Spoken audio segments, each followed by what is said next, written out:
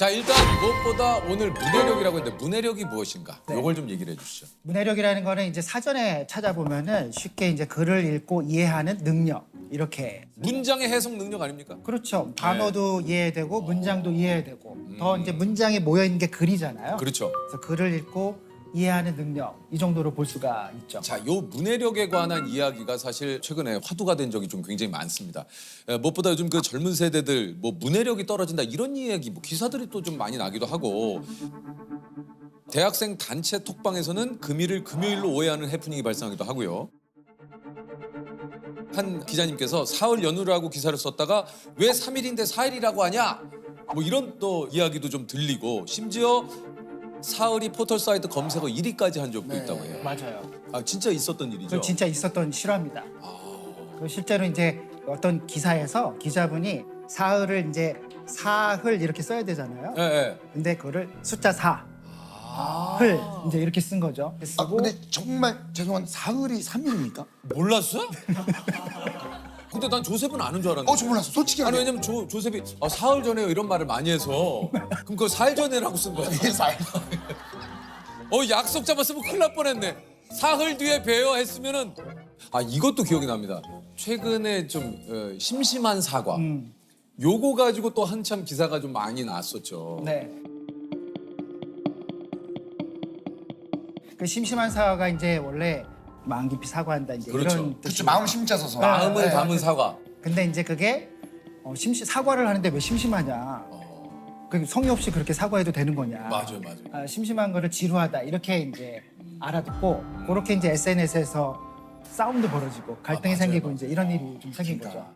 비단 그 젊은 세대의 문제가 또 아닌 것 같은 게 수학여행 가정통신문의 중식 제공을 보고 왜 한식이 아니라 중국 음식이냐? 네. 예, 그 학교에서 교과서는 도서관 사서 선생님께 반납하세요. 예. 이제 이런 문구를 보면 학부모님이 이제 그것도 잘못 알아두셔서 교과서를 직접 사서 반납하는 그런 일도 좀 벌어지기도 하고. 그런 일이 또 벌어집니다. 그런 일이 뭐 실제로 있습니다. 아. 이제 어휘라는 게 기본적으로 언어의 재료예요. 그러니까 우리가 이제 요리를 할 때도 맞아요. 신선한 재료, 다양한 재료가 있어야 국도 끓이고 찌개도 끓이고 볶음도 하고 찜도 하고 이러잖아요. 어휘도 마찬가지로 내가 여러 가지 말들을 많이 알고 있으면은 나의 감정을 좀 섬세하게 표현할 수도 있고 맞아요. 상황 설명도 잘할 수 있고 맞아. 서로의 감정도 잘 교류할 수 있고. 예. 그래서 네. 여기 이제 그 오늘 준비한 게 중학생 자녀들을 대상으로 한 어휘력 테스트라고 해요. 자, 자녀의 어휘력은 중학생 자녀에게 아래 상자에 담긴 단어의 뜻을 적게 해보라. 세 단어 이상 정확한 뜻을 썼다면 평균 정도의 어휘력 수준이 셉니다. 자, 신압으로. 저는 이거 좀 뭐- 약간 신나는 느낌이 아닌데. 신나요? 신나불어. 죄송합니다. 이게 원래 의신연스럽다는 이제 어떤 뭐 느낌이에요? 의신연스럽다는 그야말로 의신연스럽다. 그러니까 조셉, 뭔가 칙칙하다. 일신연을 얘기해줘야 돼. 침울하다. 뭔가 어두침침하다. 스산하다. 스산하다. 이런 느낌. 그러니까 믿었다. 요거는 제가 조셉 얘기해 보세요. 요건 최근에 배웠습니다. 네. 믿음직스럽다가 믿었다. 믿음직스럽다. 네, 요건 제가 이제 들었어요. 왜냐면 믿었다 하길래 맨 처음에 뭐 믿음이 없어 했는데 오히려 그게 아니더라고요. 네. 자, 과연 우리 친구들은 뭐라고 오답을 썼을지. 뭐라고 썼을까요? 대관절. 대관절. 대체 뭐라고 했을까요? 뭐 이런 뜻. 뭐 가장 큰 절이라고 하지 않았을까요? 큰 관절. 요거 쓸 것 같아요. 큰 관절. 관절. 신압으로. 정도구나. 신압. 조셉, 맞췄네. 개편하다.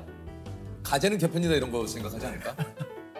걔 정말 편하다. 개편하다. 오금 5개의 금. 그 스님 같이 생긴. 스님 예쁘다? 신나불어. 약간 신나불어. 죄송합니다. 근데 이게 교수님 또 한편으로는 막 근데 그런 거 요즘 쓰지도 않는 표현을 뭐하러 그거 알아? 그게 그렇게 중요해? 이럴 수 있거든요. 그럴 수 있죠. 예. 네. 그래서 사실 이제 그 말을 뭐 몰라서 그렇다기보다는 이제 세대 간 경험이 굉장히 다르기 때문이에요. 그래서 세대 간 차이가 있는 거는 우리가 충분히 좀 이해할 필요가 있어요. 네. 근데 그럼에도 불구하고 제가 항상 10대로 사는 게 아니잖아요. 맞아요. 더 다른 위치, 다른 역할을 하면서 살아가게 되는데 그때 필요한 말들이라는 게 기본적으로 필요한 말들이라는 게 있거든요. 맞습니다.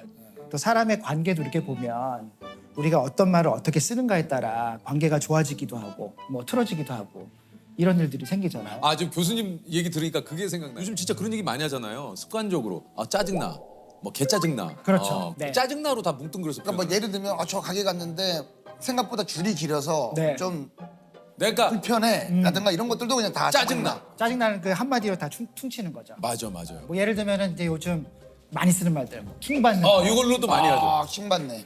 근데 이게 연인끼리도 그렇고 친구들끼리도 그렇고 싸움이 일어나는 이유가 네. 나 오늘 안 나가고 싶어. 왜? 아니 짜증나. 뭐가 짜증나는데? 그치. 그냥 짜증난다니까. 그러니까 뭔지를 알려줘. 아까 그런 말 하지 마. 그냥 짜증나. 나 지금 짜증나니까 말 시키지 마. 그러니까 난 짜증 안 나? 그러면 이제 진짜 너무 킹 받네 정말 진짜. 뭐. 왜 킹받냐고. 이게 사실 언어 사용하는 게 어. 사실 좀 에티켓이에요. 사람에 대한 예의고 이게 교감하는 활동인데 이게 섬세한 언어들을 썼을 때 더 정확하게 표현할 수 있고 맞아. 또 상대가 더 잘 이해할 수 있고.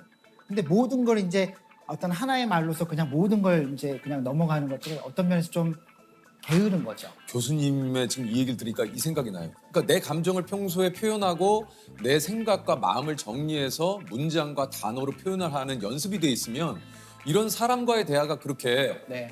버겁지 않거든요. 네. 근데 이런 식으로 조금 지내다 보면 뭔가 내 감정이나 이런 것들을 표현하는 게 오히려 텍스트가 좀 편하고 네, 이런 경우도 좀 있을 것 같아요. 맞아요. 그러니까 사실 이제 언어가 자기 성장을 하는 굉장히 중요한 방법 중에 하나예요. 그래요? 글을 읽고 여러 가지 말들을 이해하고 맞아요. 그 말들로 내 감정을 표현해보고 상대를 이해해보고 그게 나를 이해하고 내 관계를 이해하고 세상을 이해하는 굉장히 좋은 방법이거든요.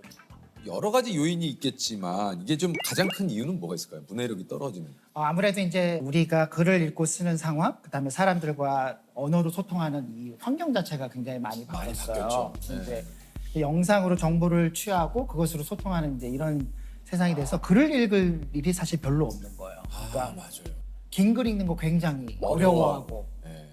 그러니까 예를 들면 대학 교실에서 우리 다음 주에 논문 하나 읽고 공부할 거야 이러면 표정이 안 좋아져요. 그다음에 책 한 권 읽고 뭐 써오는 거 이런 것도 굉장히 어려워하고요. 어려워요. 네. 그다음에 이제 학부모님들 아이들한테 야 글 읽어라 책 읽어라 맞아요. 뭐 이렇게 얘기하지만 가정통신문 안 읽으시거든요. 맞아요. 그것도 길어요. 재성님 가정통신문 많이 받으시죠? 저도 왜냐면 이게 긴 거, 긴 거 어려워요. 아니 그래요. 실제로 이제 코로나 한창 심할 때는 선생님들이 가정통신문을 영상으로 만들어서 보냈어요. 하나도 안 읽으시니까. 맞아요. 그리고 그때는 굉장히 중요한 정보들이 많았잖아요. 맞아요. 언제 오고 안 오고 뭐 격리를 어떻게 하고 이런 게 많았잖아요. 이거 궁금합니다. 그렇다면 이것은 우리나라만 그런 것이냐? 아니면 이제 해외도 이렇습니까? 해외도 이거 저는 거의 전 세계적인 현상이라고 볼 수가 있을 것 같아요. 그러니까 제가 미국의 대학에서 이제 학생들을 좀 가르쳤는데 이제 미국에서는 대학 수업 계획서 굉장히 길거든요. 자세하고 이제 그거를 첫 시간에 함께 읽어요. 학생들하고. 안 그러면 바로 이메일이 와요. 시험은 언제 보나요? 과제는 어떻게 내나요? 저는 이 수업 시간에 뭘 준비해야 되나요? 그러니까 그렇게 자세하게 써놔도 읽지를 않아요. 줄임말 중에 이런 것도 있어요. 뭐예요? 너무 길어서 안 읽었어. 그 뭐예요? 그래서 too long, didn't read. 그래서 TLDR 이렇게. 줄임말 있구나. 이게 이제 막 이렇게 해서 뭐 이렇게 보내면은 그냥 그렇게 딱 보내는 거예요. 야, 너무 길어 안 읽어. 짧게 얘기하라고. 그렇게 보내요. 네. TLDR. 왜냐하면 이제 이런 유사성 환경 변화가 우리만 있는 게 아니야. 맞아. 이게 진짜 말씀하신 대로 스마트폰, 우리 잡스 형이 진짜 엄청난 일을 하신 거야. 스마트폰 하나로 우리 세상이 너무 달라졌어요. 완전 다. 어떻게 해야 사실인지 아닌지 구분할 수 있는 방법도 좀 있습니까? 네, 사실은 이제 개인이 그 팩트 체크라고 그러잖아요. 네. 그거 자체를 하는 거 그렇게 쉬운 일은 아니거든요. 그거 사실 기자들도 하기 어려운 일인데 그거 진짜 어렵죠. 어렵잖아요. 우리가 어떤 정보를 봤을 때 던질 수 있는 질문은 한 3가지 정도 있어요. 뭡니까? 간단하게. 첫 번째는 이 정보 뒤에 누가 있는가. 내가 지금 읽고 있는 글이나 영상이나 뭐 디지털 자료 뒤에 누가 있는가. 즉, 누가 있는가? 즉 누가 만들었는가. 그거를 어떤 의도로 만들었는가. 요거 한번 확인할 필요가 있고요. 두 번째는 내가 지금 보고 있는 그 영상이나 글은 어떤 주장들을 하잖아요. 그렇죠. 그럼 이 주장을 뒷받침하는 근거들이 있는가? 그다음에 풍부하게 있는가? 구체적으로 있는가? 세 번째는 이제 요즘 세상엔 뭔가 하나를 읽고 일을 하고 판단하기가 굉장히 어려워요. 어려워요. 네, 그러니까 하나를 읽고 난 다음에 다른 비슷한 것들을 좀 찾아보면서 아 여기서 말하고 있는 것, 여기서 이야기하는 것이 정말 바람직하고 좋은 것인가, 타당한가 다른 자료를 찾아보면서 그런 것들을 확인하는 방식이 있죠. 이게 좀 가장 경계해야 되는 건 나 자신이다. 이렇게 네. 좀 교수님이 얘기를 하셨다고 그래요. 그렇죠. 요즘 그 글을 읽는 세태 중에 큰 경향성 중에 하나가 읽고 싶은 대로 읽는 거, 아, 해석하고 싶은 대로 해석하고 싶은 대로. 네. 그리고 또 이제 알고리즘이라는 것이 자꾸 그쪽으로 우리를 유도하잖아요. 그렇죠. 그게 네. 또 알고리즘이 우리를 더 그렇게 하게 만들죠. 맞아요. 보고 싶은 것만 추천을 보게. 해주고. 그렇죠. 네. 보면은 자기가 보고 싶은 것만 보고 맞아요. 클릭하고 끝. 네네네. 제목 헤드라인 보고 끝. 맞아요. 이렇게 되는데 네. 그러다 보면은 이제 소위 자기가 보고 싶은 것, 듣고 싶은 것, 믿고 싶은 것만 보고 듣고 읽게 되는 이제 그런 걸 이제 확증 편향 맞습니다. 그렇게 얘기하고 확증 뭐라고? 확증 편향. 편향. 확증 편향. 한쪽으로 치우쳤다. 예. 그러니까 확증 편향이라는 게 내 생각이 이미 기울어져 있는데 기울어져 있는 걸 모르고 그게 맞아 하는 게 확증 편향이에요. 그러니까 내가 나한테 구미에 맞는 것만 계속 읽게 되면 내가 그냥 항상 옳은 사람이 되는 거죠. 그거 정말 무서운 것 같아요. 내가 어떤 그 갇힌 세상에서 고집스러운 세상을 내 스스로 구축하는. 그렇죠. 예. 그리고 그거를 또 보내잖아요. 얘야 한번 읽어봐라. 아, 맞아요. 그러네요. 근데 되게 공유하고 퍼뜨리고. 무서운 이야기인 것 같아요. 네, 맞아요. 그런 것 같아요. 진짜 이게 한편으로 그런 것도 있어요. 그러니까 요즘 이제 포털에 보면 뭐하러 종이 신문을 읽으세요. 물론 이제 요즘 포털에 보면 그 다 좋은 그 기사들이 나와 있기 때문에 근데 한편으로 그런 것도 있어요. 제가 종이 신문을 보는 이유는 습관인 이유도 있지만 또 한편으로는 내가 좋아하는 기사만 찾게 되면 아까 말씀한 대로 내 관심사만 보게 되거든요. 다른 부분은 내가 모르니까. 근데 신문을 보면 일단은 내가 몰랐던 부분, 내가 그리고 관심이 없었던 분야도 그 신문을 통해서 알게 되는 거죠. 그래서 저는 종이 신문을 꼭 제가 보는 이유 중에 하나가 또 그런 것도 좀 있죠. 정말 좋은 습관이고 네. 태도인 것 같아요. 그리고 이제 우리가 SNS, 소셜 미디어에서 이제 이런 일들이 많이 벌어지는데 그게 소셜 미디어에서 이제 글을 쓰면 사람들이 이제 글을 읽고 댓글을 달잖아요. 네. 댓글을 다는데 그 글의 내용과 취지를 정확하게 이해하지 않은 상태에서 어떤 몇 가지 표현이나 단어나 뭐 이런 것들에 딱 꽂히는 거예요. 그래서 아주 부정적인 이제 결론을 내는 거예요. 그 우리가 이제 뭐라 그러냐면 허수아비의 오류라고 그러는데 허수아비 이런 것도 적어놔야 되겠다. 허수아비의 오류. 그러니까 실제로 이 사람이 그 말을 하지 않았는데 내가 이 사람은 그런 말을 했어라고 허수아비를 하나 만들어요. 그래. 그다음에 맞아. 그 허수아비를 계속 공격하는 거야. 거기다 막 댓글 달고 나쁜 말하고. 나쁜 말을 하고. 그러니까 이게 실제로 글을 쓴 사람은 답답하죠. 내가 한 말은 그 말이 아닌데. 그렇죠. 그렇죠. 자기 마음대로 재단하고 해석을 해서 그렇죠. 그 이제 글 쓴 사람을 공격을 하는 거죠. 그렇게 되죠. 그러면 이제 의사소통이 거의 안 되죠. 교수님이 그런 얘기를 하셨는데 악플러들은 상대방의 마음을 고려하지 않아요. 맞아요. 예. 기본적으로 소통이고 대화인데 뭔가 그 확인해야 개념이 되는데. 없는 거죠. 그러니까 이게 또 이런 것도 있습니다. 얘기 나온 김에 이게 이제 비판과 비난 이것은 어떻게 구분을 해야 되는가? 비난이라는 것은 사실은 상대의 어떤 잘못된 점들을 이제 끄집어내서 그것에 대해서 이제 물고 늘어지는 게 이제 비난인 것이죠. 네네네. 비판이라는 것은 사실 그렇지 않아요. 비판이라는 것은 근본적으로 우리가 지금 하고 있는 것들을 분명하고 정확하게 관찰하고 이해한 다음에 여기서 어떤 것들을 더 바꿀 수 있을까? 개선할 점이라도. 개선할 점을 생각하는 거예요. 근데 요럴 때가 있어요. 이거는 정말 우리가 봤을 때는 이건 비난인데 왜 비판을 받아들이지 않나요?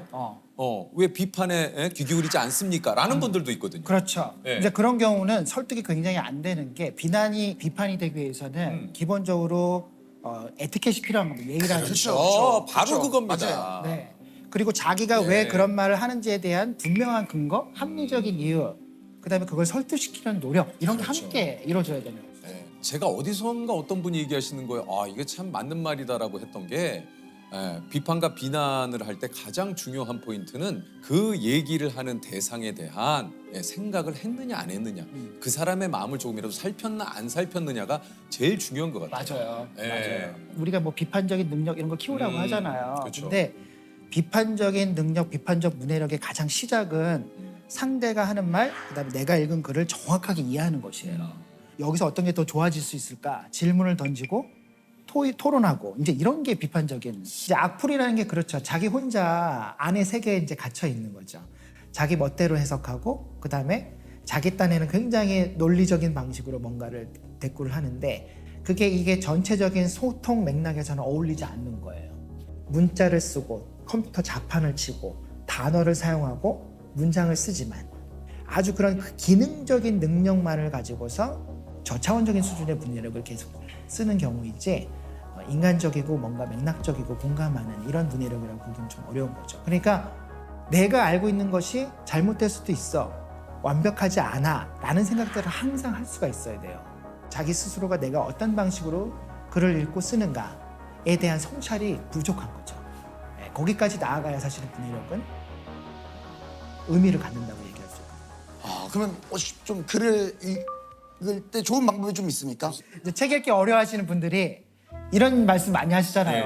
네. 딴 생각이 너무 많이 난다. 맞아요. 잡생각 많이 난다. 네. 근데 그건 이제 집중해야 된다는 뜻인데 집중 못하는 이유는 여러 가지가 있어요. 뭐 많이 내용이 있죠. 어렵고 말이 어렵고 너무 두껍고 그다음에 내가 읽고 싶은 마음도 안 들고 뭐 여러 이유가 있는데 이제 그거를 조금 의도적으로 이기는 방법 중에 하나가 이제 저 같은 경우는 책을 읽을 때 거의 연필이나 형광펜을 들고 읽어요. 이거를 그으면서 하세요. 네, 그래서 이제 왜냐하면 저는 읽을 때 항상 어떤 생각을 하냐면 내가 읽으면서 좋은 말은 기억하고 싶다. 네. 이런 생각 굉장히 많이 하거든요. 그 책갈피에 쓰시는 분 계시죠? 쓰는 것도 거기 있고. 사이에다가. 네, 그러니까 이제 그걸 놓치기 싫은 거죠. 맞아. 그러면 연필을 들고 읽으면 내가 딱 읽을 때 내가 좋은 말에 밑줄을 치겠어라는 분명한 목적이 생겨요. 그러니까 집중해서 읽을 수 있게 되는 조금. 더 잘 기억하고 싶으면 2번, 3번 읽고. 맞아요. 그렇게 되는 게 좋죠. 이 독서 습관을 우리 자녀분들에게 키워주고 싶은데 그래서 많이 이제 부모님들이 하시는 게 책 읽으면 스마트폰을 얼마 하게 해줄게. 맞아요. 이런 방법 어떻습니까? 그게 사실 대표적으로 부모님들이 조금 실수하시는 부분. 그러니까 사실 책을 읽게 하는 게 목적인데 그렇죠. 이 상황에서는 책을 도구로 사용하는 거예요. 수단으로. 그렇지. 책을 읽는 그 경험 자체가 재미있고 의미 있는 것이다라는 거를 경험하게 해준 게 굉장히 중요해요. 그걸 어떻게 경험하게 해줘? 그러니까 예를 들면은 어린아이가 있잖아요. 엄마나 아빠가 책을 읽어주죠. 네, 그렇죠. 자기 전에 소리내서 읽어주죠. 맞아요. 그러면 아이들이 어렸을 때부터 뭘 경험하는가? 책을 이렇게 읽는 게 내가 엄마랑 아빠랑 옆에 자기 전에 살을 부대끼면서 목소리를 들으면서 어미구나 경험. 소중한 경험들이 되는 거예요. 그러니까 이제 그 경험이 책이라는 건 참 가치 있는 거야. 나도 엄마처럼 읽고 싶어. 나도 아빠처럼 읽고 싶어. 그래. 이런 마음들이 들게 하는 게 굉장히 중요해요.